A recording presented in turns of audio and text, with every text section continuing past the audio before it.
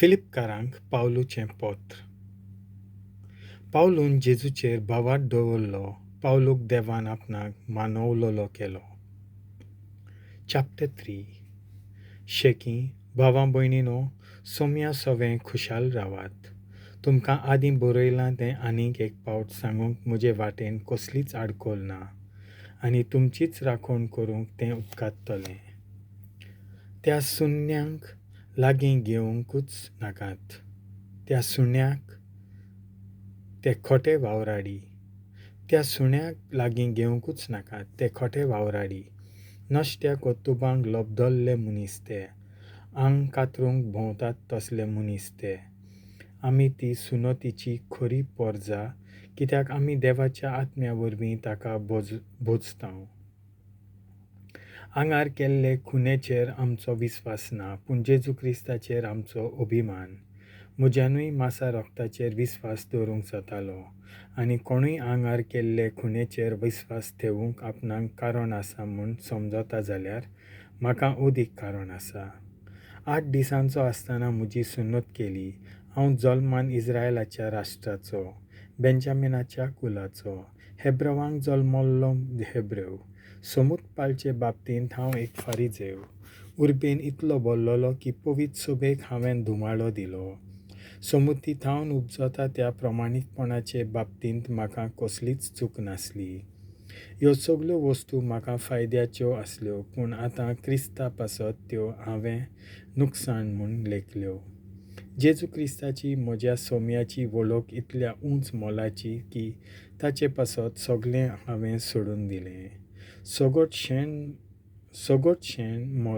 म्हूण धरलें. कसले आशेन?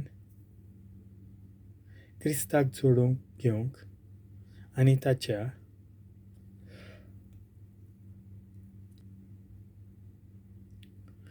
ताच्या एकवटांत जिवंक म्हाका फावो जावंक ही एकूच म्हजी आशा.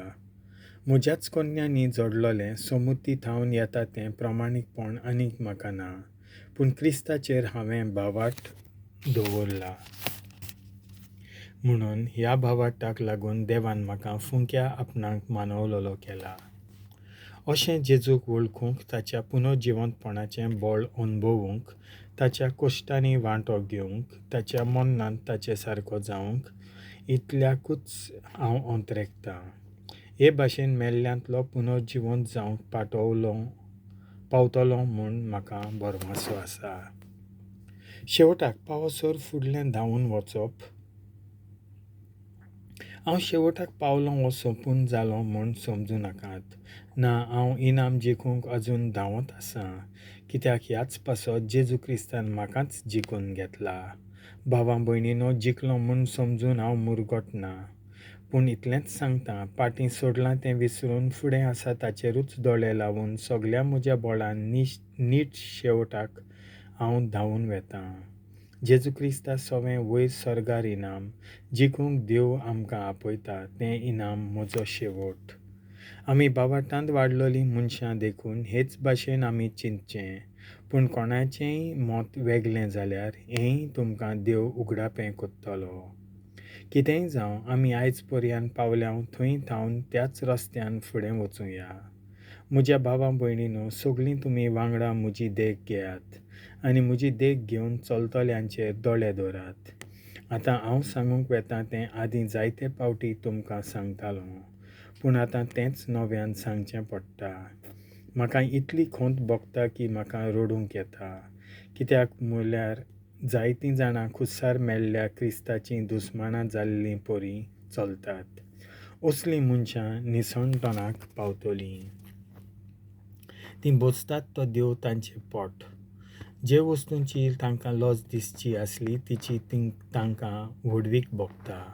तांचें ध्यान मन फकत संवसारी वस्तूंचेर आसा पूण आमचो खाशा देश सर्गार आसा आनी सर्गार थावनूच आमच्या सोडवणाराक सोम्या जेजू क्रिस्ताक आमी आशेवन रावतां.